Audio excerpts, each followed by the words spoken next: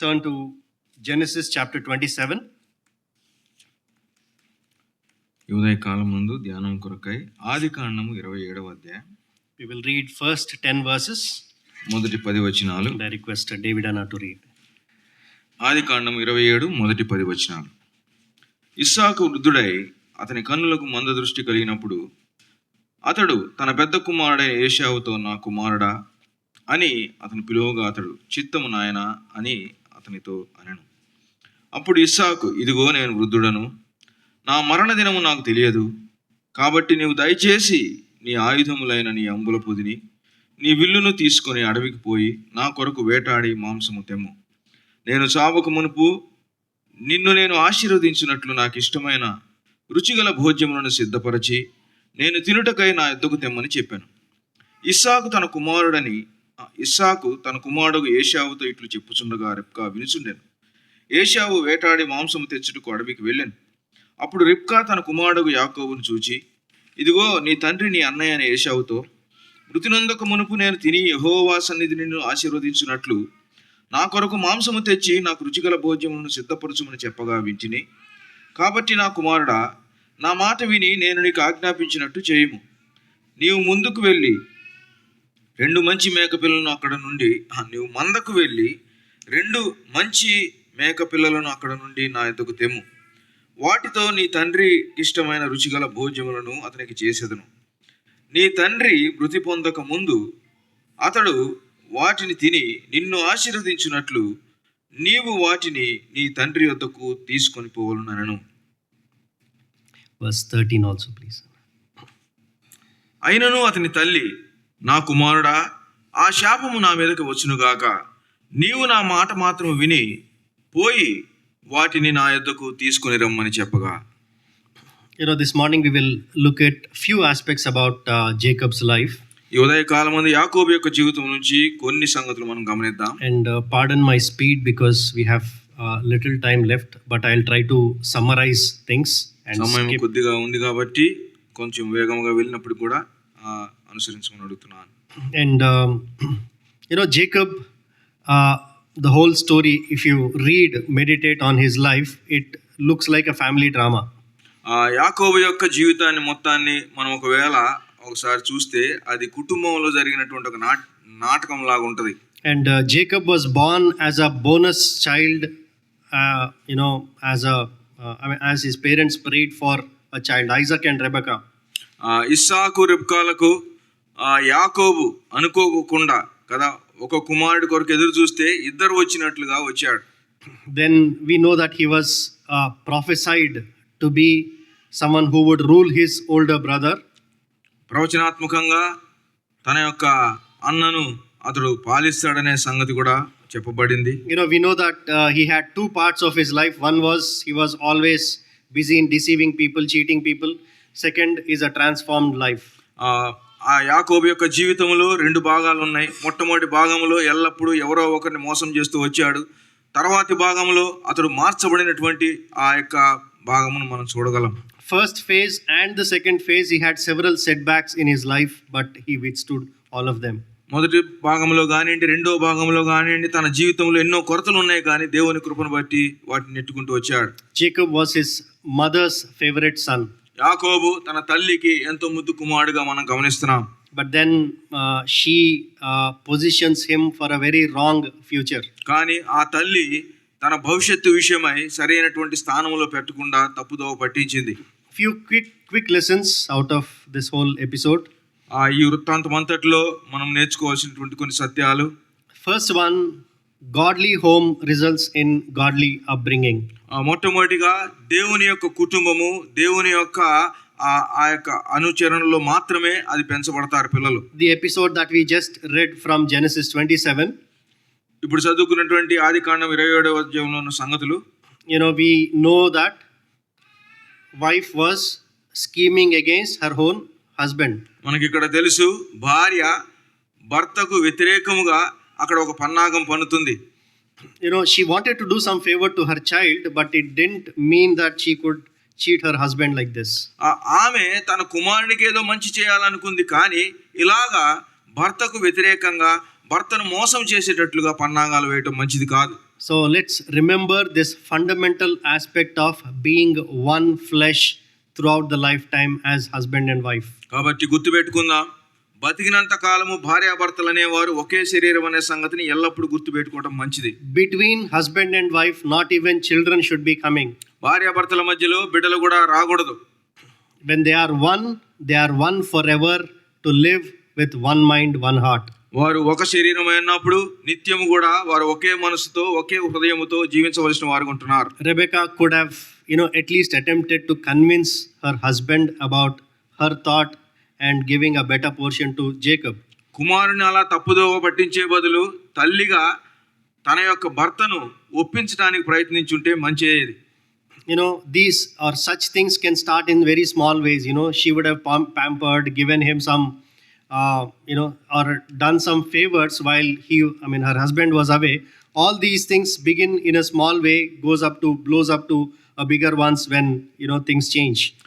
చిన్నప్పుడు తండ్రి లేనప్పుడు ఒకవేళ కుమారుణ్ణి తప్పుగా గారాభంగా పెంచుతూ ఇలా రావటాన్ని బట్టి పెద్దగా అయ్యి ఇదిగో ఇటువంటి పరిస్థితులకు దారి తీసింది అది. As Christian homes, one of the biggest lessons we can draw out of this is do not be divided as parents or husband and wife, because no divided house will stand. క్రైస్తవ కుటుంబంగా మనం నేర్చుకోవాల్సింది ఏంటంటే భార్యాభర్తలు ఇద్దరు కూడా ఏకముగా ప్రవర్తించాలి, కానీ వారు విభేదించబడిన వారే వారి కార్యాలు జరిగిస్తే ఆ కుటుంబము నిలవదు.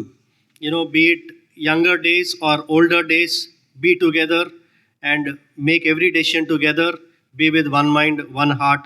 Such homes would be blessed by the Lord.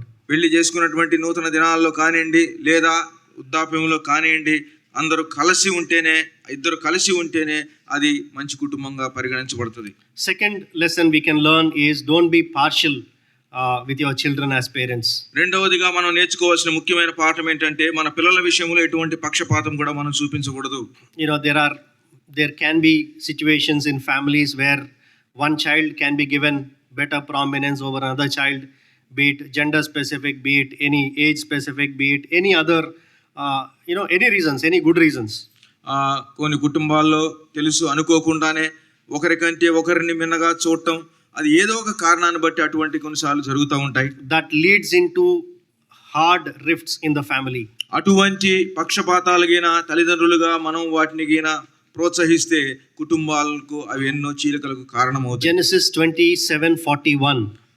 ఆదికాండము 27వ అధ్యాయం 41వ వచనంలో చూసినట్లయితే, తన తండ్రి యాకోబుకి ఇచ్చిన దీవెన నిమిత్తం ఏశావు అతని మీద పగపట్టెను.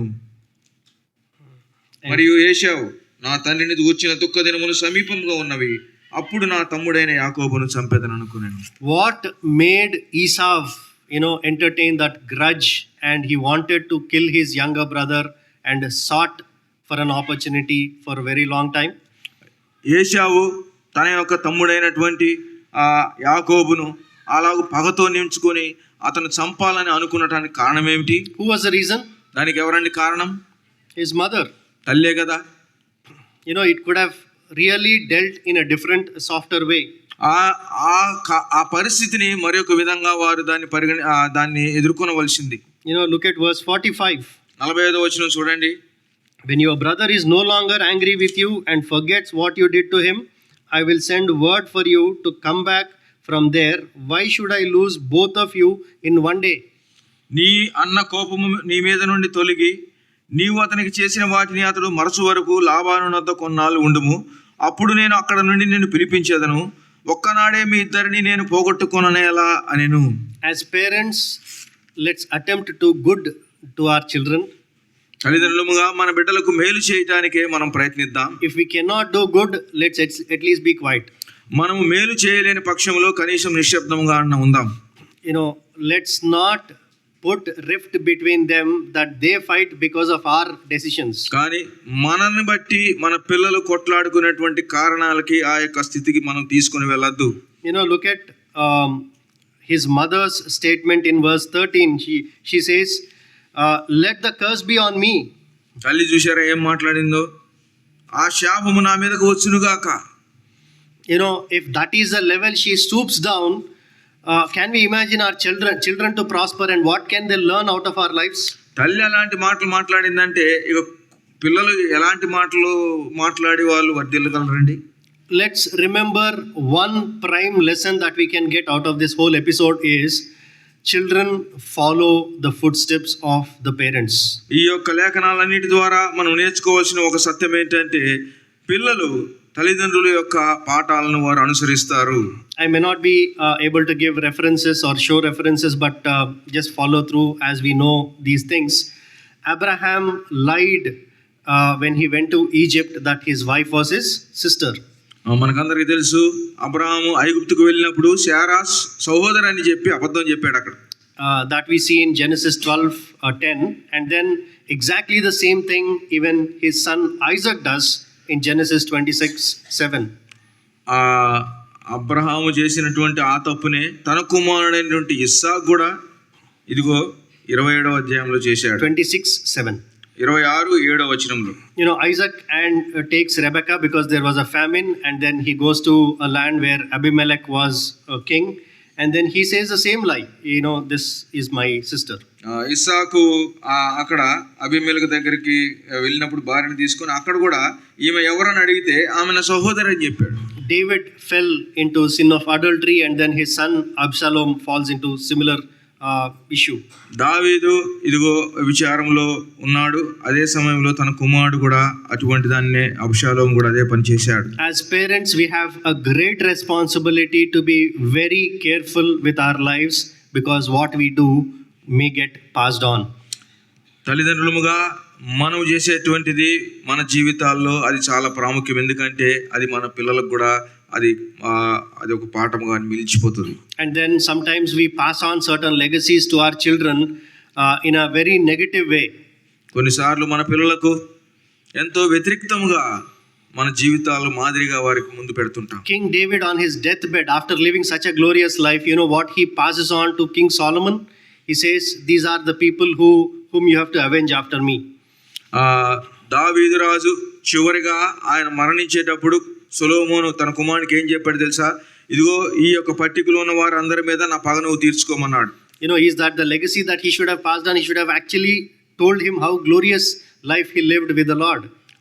అతడు దేవునితో ఎంత ఘనమైనటువంటి మహిమకరమైనటువంటి జీవితం జీవించాడో అది తన కుమారునికి చెప్పవలసింది. కానీ రాజరికంలో తనకు వచ్చినటువంటి ఆ యొక్క విరోధుల గురించి వారికి అప్పచెప్తున్నాడు.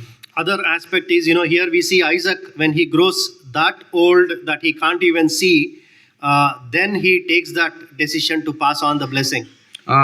ఇంకోటి ఏంటంటే ఇక్కడ ఉన్నటువంటి ఇస్సాకు వృద్ధుడై కనులు కనిపించినటువంటి సమయంలో అప్పుడు ఆశీర్వాదాలు కుమారులకు ఇవ్వాలనుకుంటున్నాడు. Then when there are life settlements to be done, please do it while you are still active.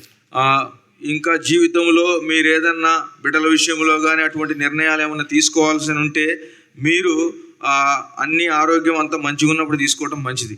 And other interesting thing is he wants good food to do that. ఇంకోటి ఏంటంటే అలాగ పంచడానికి ఆయనకి ఇష్టమైనటువంటి తిండి కావాలంట. Then he gets that food and then does it. Actually that has messed up the whole story, right? అతడు ఆ పెద్ద కుమారుడు అది తెస్తే తిని తృప్తి పొంది దీవెంచాలనుకున్నాడు, కానీ అదే మొత్తాన్ని నాశనానికి కారణమైంది. Other important thing we learn as a third lesson is what we sow we reap. మూడవదిగా మనం ఏం విత్తితే అదే కోస్తాం. Jacob lived his life cheating people. యాకోబు తన యొక్క జీవితంలో ఎంతో మందిని మోసం చేస్తూ జీవించాడు. Sometimes we think we are very smart, we can strategize well and get somehow things done. కొన్నిసార్లు మనం అనుకుంటాం మనం చాలా తెలివిగలవారం, దాన్ని ఎలాగోలా మనం మంచిగా దాన్ని పొందుకోవచ్చు అని అనుకుంటాం. It's not wrong to be smart, it is God's gift to be sharp and smart and be clever. తెలివిగా ఉండటం తప్పు కాదండి. దేవుడు తెలివిని జ్ఞానమును చురుకుతనాన్ని దేవుడు ఇచ్చాడు మనకి. It's a blessing of the Lord, but then how we use it is important. దేవుడు మనకు అది ఆశీర్వాదంగా ఇచ్చాడు, కానీ మనం దాన్ని ఎలా వాడుకుంటాం అనేది అది మన చేతిలో ఉంది. He cheats, Jacob cheats Esau and gets the blessing. He cheats his father and he runs away. Then he starts, he falls into the trap of Laban. ఇక్కడ యాకోబు తండ్రిని మోసం చేస్తాడు, ఆశీర్వాదాలు తీసుకుంటాడు. అన్నను మోసం చేస్తాడు, దీవెనలు తీసుకుంటాడు. తర్వాత అక్కడ మామగారి దగ్గరికి వెళ్ళి లాబాన్ దగ్గర అక్కడ కూడా మోసగించడం ప్రారంభిస్తాడు, మోసగించబడతాడు కూడా. So what he does, he gets back. I mean, Laban starts cheating him. He gives his elder daughter. ఇద్దరు ఇంతకాలం మోసం చేస్తే అక్కడ లాబాను ఆయన్ని మోసం చేశాడు. ఆ కోరుకున్నటువంటి ఆమెను భార్యగా ఇవ్వకుండా ఆ పెద్ద కుమార్తెను ఇచ్చాడు భార్యగా. And then, you know, we know the story, right? I mean, I'm not really getting into the details. So what smartness he shows, he gets it back, you know, wherever he goes. తాను ఎటువంటి ఆ యొక్క జీవితంలో ఏం చూపించాడో అదే తాను కూడా పొందుకున్నాడు. So many lives are an example, you know, that what we sow, we get back. అనేకమైనటువంటి జీవితాలు మనకు పాఠాలుగా ఉన్నాయి. మనం ఏం విత్తుతాం అదే కోస్తాం. If we, you know, in fact, that also is a part of the beatitudes that Jesus spoke. యేసుక్రీస్తు వారు చెప్పినటువంటి ధన్యతల్లో అది కూడా ఒక భాగం. If you are merciful, you will get mercy back. మీరు కనికరింపబడిన వారైతే మీరు కనికరం పొందుతారు. మీరు కనికరం గలవారైతే మీరు కనికరం పొందుతారు. Bible puts it in a very strong words.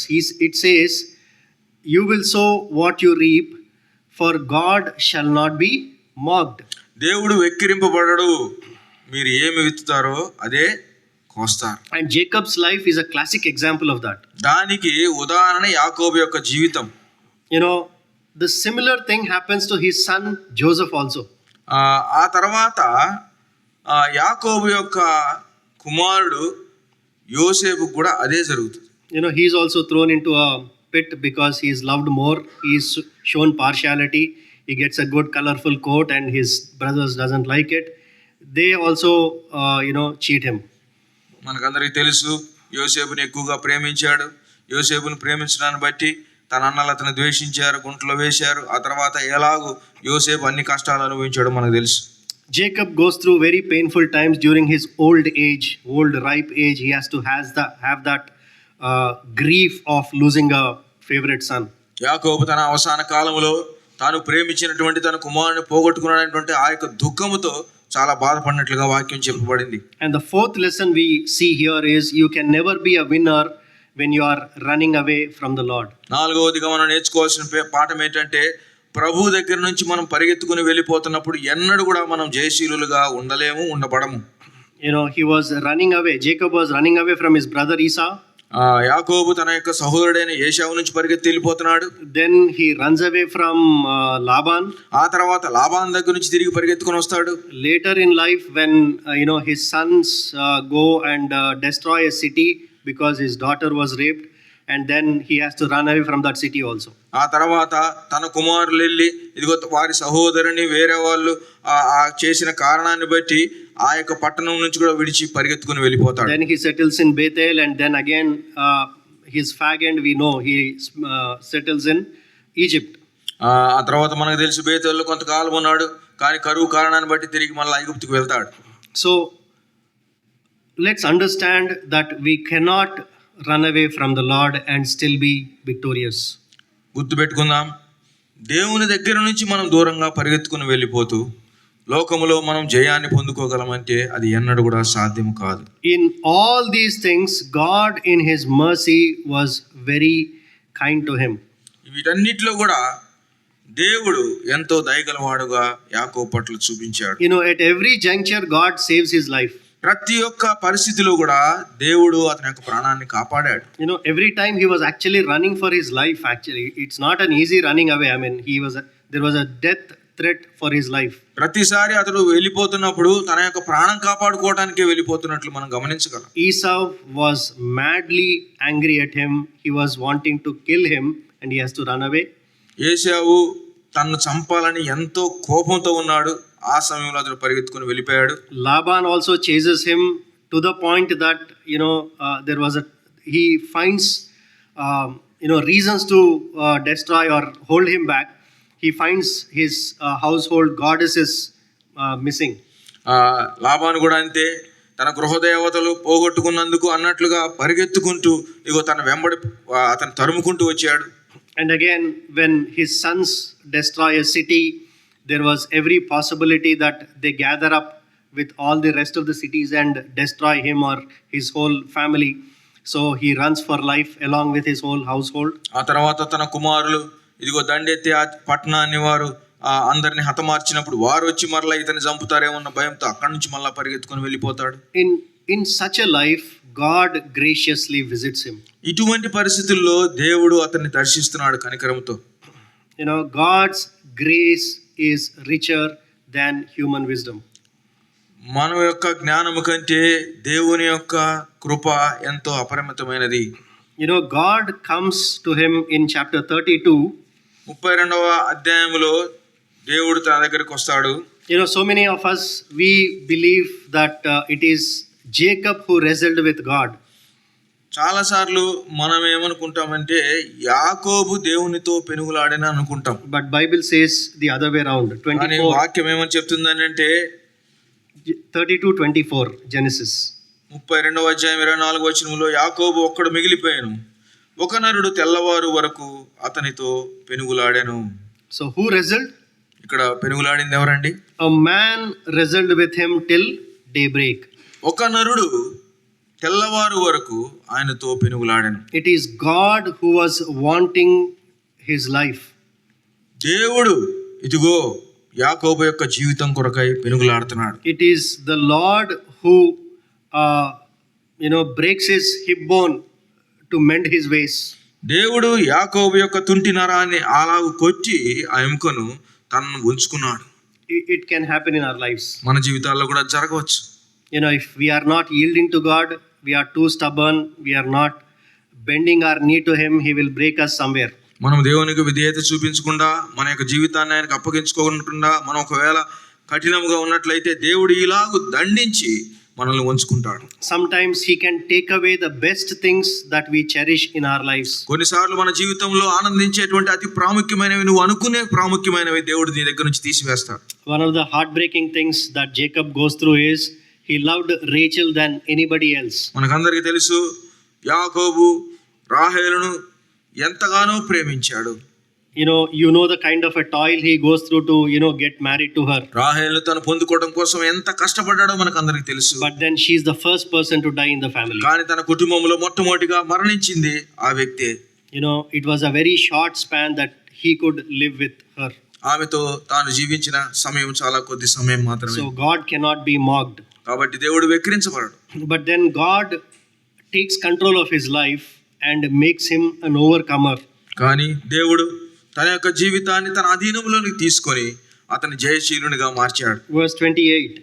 28వ వచనం చూసినట్లయితే, నీవు దేవునితోనూ మనుషులతోనూ పోరాడి గెలిచితివి గనుక ఇక మీదట నీ పేరు ఇశ్రాయేలే గాని యాకోబు అనబడదని చెప్పాను. We know whom he wrestled with. మనకందరికీ తెలుసు అతడు ఎవరితో పెనుగులాడాడో. There is no way that he could have won a fight with God. ఇతను దేవునితో ఎట్టి పరిస్థితుల్లో కూడా ఆయన గెలిచేటువంటి అంత గొప్పవాడు కాదు. That's what verse 30 says. అదే 30వ వచనం చెప్తుంది. So Jacob called the place Peniel, saying, "It is because I saw God face to face, and yet my life was spared." యాకోబు, నేను ముఖాముఖిగా దేవుని చూచితిని, అయినను నా ప్రాణము దక్కినదని ఆ స్థలమునకు పెనుయేలును పేరు పెట్టెను. To see God and being still alive itself is a big thing. దేవుని చూచి ఇంకా బ్రతికొనటం అనేదే చాలా గొప్ప సంగతి. Not fighting and winning God. గెలిచి జయ జీవితంతో ఉన్నాడని కాదు అక్కడ. So God let him win. దేవుడు అతడు గెలుపు పొందేటట్టుగా దేవుడు అతనికి ఆ సమయంలో అనుమతించాడు. And then God delighted in blessing him. ఆ తర్వాత దేవుడు అతన్ని ఆశీర్వదించడంలో దేవుడు ఆనందించాడు. He changed his life from Jacob to Israel. తన యొక్క జీవితాన్ని యాకోబుని ఇశ్రాయేలుగా మార్చాడు. Look at the way that his life is so well blessed and transformed. ఇక్కడ చూడండి అతని యొక్క జీవితం ఎలాగో మార్చబడిందో మనం చూడగలం. Today, after thousands of years, one of the key countries in this whole world is Israel, named after this man. వేల కొలది సంవత్సరాల తర్వాత ఈరోజు ప్రపంచమంతటిలో ఉన్నతమైనటువంటి అందరూ ఇదిగో చూస్తున్నటువంటి ఆ యొక్క దేశము ఇశ్రాయేలు దేశం. The whole drama of the world is going to be centered around this country called Israel. ఈ ఇశ్రాయేల్ అనేటువంటి ఈ దేశం మీద ప్రపంచంలో ఉన్నటువంటి ఆ యొక్క పరిస్థితులన్నీ కూడా ఆ దేశాన్ని కేంద్రీకరించుకొని ముందు జరగనే ఉన్నాయి. What was the kind of life Jacob lived and what God did out of his life? యాకోబు ఎటువంటి జీవితం జీవించాడు, దేవుడు తన జీవితాన్ని ఎలా మార్చాడు. His 12 sons are the tribes are named after, I mean, the tribes are named after his 12 sons. తన యొక్క ఆ కుమారులు ఆ పేరును బట్టే 12 గోత్రాలు కూడా పేర్లు ఇవ్వబడినాయి. You know, look at the kind of glory God has given to this man who lived a life of cheating and deceiving people. మోసపూరితమైనటువంటి జీవితం జీవించినటువంటి ఈ వ్యక్తిని దేవుడు మార్చి ఎలాగో మహిమకరమైన జీవితం చేశాడు చూడండి. He made him limp for his life as a sign to remember what kind of an encounter he had with God and how he changed his life. దేవుడు ఆ వ్యక్తిని మనకు దృష్టాంతంగా పెట్టాడు. అలాంటి జీవితం జీవించిన వ్యక్తిని దేవుడు మార్చి ఎలా వాడుకున్నాడో మనం లేఖనాల్లో చూస్తున్నాం. It is good for us if God breaks us somewhere in our lives. ఈ ఉదయకాలమందు దేవుడు మనల్ని విరగొడితే అది మనకెంతో మేలు. It is, you know, whom God loves, he chastens. దేవుడు ఎవరిని ప్రేమిస్తాడో ఆయన వారిని శిక్షిస్తాడు. Sometimes he might break our hip bone or any other thing which is very important for our life. కొన్నిసార్లు మన జీవితంలో చాలా ప్రాముఖ్యమైనటువంటి ఎముకలను దేవుడు విరగొట్టొచ్చు. But then that will cause us to learn to walk with him even if our walk is through limping. ఇదిగో అలాగో చేయటం ద్వారా మనం ఒకవేళ కుంటుతా నడిచినప్పటికీ కూడా దేవునికి దగ్గరగా నడవటానికి అది ప్రోత్పడుతుంది. అందుకనే దేవుడు చేస్తాడేమో. That's how Apostle Paul interprets that thorn in the flesh. అలాగనే అపోస్తలుడైన పౌలు తన దేహంలో ఉన్నటువంటి ముళ్ళు విషయమై ఆయన చెప్తూ వచ్చాడు. He says, I'll boast in that. నేను నా యొక్క ముళ్ళు యందు అతిశయిస్తానన్నాడు. When I'm weak, I'm strong. నేను బలహీనతలలో నేను బలవంతునిగా ఉంటున్నాను. For his strength is made perfect in my weakness. ఇదిగో నా యొక్క బలహీనత యందు ఆయన యొక్క బలము నన్ను పరిపూర్ణునిగా చేస్తున్నది. That's who our God is. అటువంటి దేవుడే మన దేవుడు. You know, after many years, God comes to Moses and says, I am the God of Abraham, Isaac and Jacob. అనేక సంవత్సరాల తర్వాత మోషేకు దేవుడు దర్శనమిచ్చి అంటున్నాడు, నేను యాకోబు దేవుడను, నేను అబ్రహాము దేవుడను, నేను ఇస్సాకు దేవుడను, నేను యాకోబు దేవుడను అన్నాడు. You know, he did not introduce himself as a God of Israel. He introduced himself as a God of Jacob. ఇశ్రాయేలు దేవుడిగా ఆయన పరిచయం చేసుకోవట్లేదు కానీ యాకోబు దేవుడిగా పరిచయం చేసుకుంటున్నాడు. That's the greatness of our God. మన దేవుని యొక్క గొప్పతనం అది. His humility is so great that makes us great. ఆయన దీనత్వం ఎంత గొప్పదంటే మనల్ని అంత గొప్పవారిగా చేస్తుంది. That's what Psalm 18 says. అదే కీర్తన 18లో మనం మాట చూడగలం. Your humility has made me great. నీ యొక్క దీనత్వం నన్ను గొప్ప చేసింది. And then, you know, God delights himself being called as God of Jacob. దేవుడు తన్ను తాను యాకోబు దేవునిగా పరిచయం చేసుకుంటూ పిలువబడాలని ఆశిస్తున్నాడు. Where did it start? ఎక్కడ ప్రారంభించబడింది? Jacob's life started with all deception. You know, he once he faces his brother who was very hungry, and then he sells or he buys it for birthright. మనకందరికీ తెలుసు, ఆకలితో ఉన్నటువంటి అన్న వచ్చినప్పుడు జ్యేష్ఠత్వాన్ని కూడా కూరని ఇచ్చి అతడు మోసంతో తన జ్యేష్ఠత్వాన్ని తీసుకున్నాడు. Can we do that to our siblings? Can we do that to our siblings? మనము మన అన్నదమ్ములకు కానీ మన తోబుట్టువులకు కానీ అలా చేయగలమా? What kind of a crooked thought process he would have had? ఇదిగో ఎంత అది వంకర బుద్ధో మనం గ్రహించగలమా అది? And then look at the end story of his life. You know how it gloriously ends when God transforms his life. కానీ చూడండి, దేవుడు తన జీవితాన్ని మార్చినప్పుడు తన ముగింపు ఎలా ఉందో ఒకసారి గమనిద్దాం. So these are the few things that I wanted to bring. And God is God of Jacob, who turned that kind of a cheating, deceiving, running away life into a life of submission, walking with the Lord and becoming a great nation. యాకోబు దేవుడు మోసగాడిగా జీవించినటువంటి యాకోబును తాను ఎదుర్కొని ఎలాగో మార్చాడో అటువంటి దేవుడు మనకు కూడా దేవుడుగా ఉంటున్నాడు. If we have messed up our lives, మనం మన జీవితాలను ఒకవేళ తారుమారు చేసుకున్నట్లయితే, or if somebody else has messed up our lives, లేదా ఇతరులు ఎవరైనా మన జీవితాన్ని తారుమారు చేసినట్లయితే, the Lord is able to rebuild our lives to much more glorious state. దేవుడు మన యొక్క జీవితాలను మరి ఎక్కువైనటువంటి ఘనమైనటువంటి స్థితికి తీసుకెళ్ళడానికి దేవుడు మనల్ని వాడుకోగలడు. Let me quote this song and close it. ఈ పాటను చెప్పి నేను ముగిస్తాను. He is able, more than much more that I can ever be. నేను చేయగలిగిన దానికంటే ఆయన మరి గొప్పగా ఎంతో ఘనముగా కార్యములు చేయగలవాడు. You know, whatever be our past, మన యొక్క గతం ఎటువంటిదైనా అవ్వచ్చు, whatever be our failures, మనకు ఉన్నటువంటి విఫలాలు ఎటువంటి అయినా అవ్వచ్చు, whatever be our encounters with the Lord or lack of encounters with the Lord, మన దేవునితో మనం ఎదుర్కొన్న సన్నివేశాలు ఉన్నాయా లేవా అవన్నీ అయినప్పటికీ కూడా God can change the course of our life with one single encounter that we can have with Him. మన దశను మన జీవితాన్ని మార్చగలిగేటువంటి వాడు ఒక్క దర్శనంతో దేవుడు మనల్ని మార్చగలడు. And what we cannot be, you know, Jacob was never a giver, but then now we see him as a source of blessing. యాకోబు ఎప్పుడు కూడా ఇచ్చేటువంటి ఆ యొక్క స్వభావం లేనిటువంటి వాడు, కానీ ఇక్కడ చూసినట్లయితే తాను ఎంతో మందికి ఆశీర్వాదకారకుడుగా అయినట్లుగా మనం గమనించగలం. That's a kind of a glorious transformation God can bring in our lives as well. ఇలాంటి మహిమకరమైనటువంటి మార్పును దేవుడు మన జీవితాల్లో కూడా తీసుకుని రాగలడు. With that, I would like to close. Shall we bow down? And I request David Anna to close it in prayer.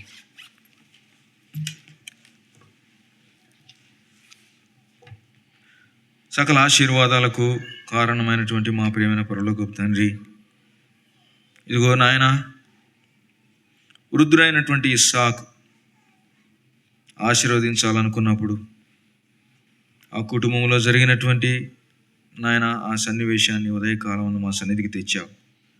నేటి దినాల్లో మా కుటుంబాల్లో మేము ఏమి చేయకూడదో నాయన, ఎలాగో ప్రభువా నాయన మరి ఇదిగో జీవించాలో మాకు ఈ ఉదయకాలం ముందు మాతో మాట్లాడినందుకు స్తోత్రాలు చెల్లిస్తున్నాను. అంత మాత్రమే కాదు, మా గత జీవితం ఎలాగున్నప్పటికీ కూడా ఇదిగో నీవు యాకోబుని ఇశ్రాయేలుగా మార్చిన దేవుడువు దేవా. ఈ ఉదయకాలమందు అవును ప్రభువా, మమ్మల్ని దండించి మమ్మల్ని శిక్షించి అయినా దేవా మమ్మల్ని గొప్పవారిగా చేయటానికి నీవు ఇష్టపడుతున్నావు. అలాగ మేము నీకు అప్పగించుకోవటానికి సహాయం చేయండి. ఈ సమయంలో ఇంకా చేరి వచ్చిన వారిలో ఇంకా ఎవరైనా ఇలాగ తండ్రి నీ హస్తాలకు అప్పచెప్పుకునేవారు లేదా నీతో నాయన వారు ఇంకా నాయన ఎదుర్కొనని సమయం ఉన్నట్లయితే వారి కొరకై ప్రార్థిస్తున్నాం. మా జీవితాలను ప్రభువా నీవు మార్చగలిగిన దేవుడుగా ఉన్నందుకు స్తోత్రాలు. మరొకసారి ఇశ్రాయేలు వలె ప్రభువా అనేకులకు ఆశీర్వాద కారణముగా, అనేకులను నీ వైపు త్రిప్పేవారముగా, యాకోబు దేవుడు గాగల జనులు ధన్యులు అన్నట్లుగా ఈ లోకములో మేము జీవించి నేను మహింపరచడానికి సహాయం చేయమని మా ప్రభువును మా రక్షకుడైన యేసుక్రీస్తు వారి నామములో అడిగి వేడుకుంటున్నాం తండ్రి. Amen. May the grace of our Lord Jesus Christ, love of God the Father, fellowship, comfort and counsel of the Holy Spirit be with us now and forevermore.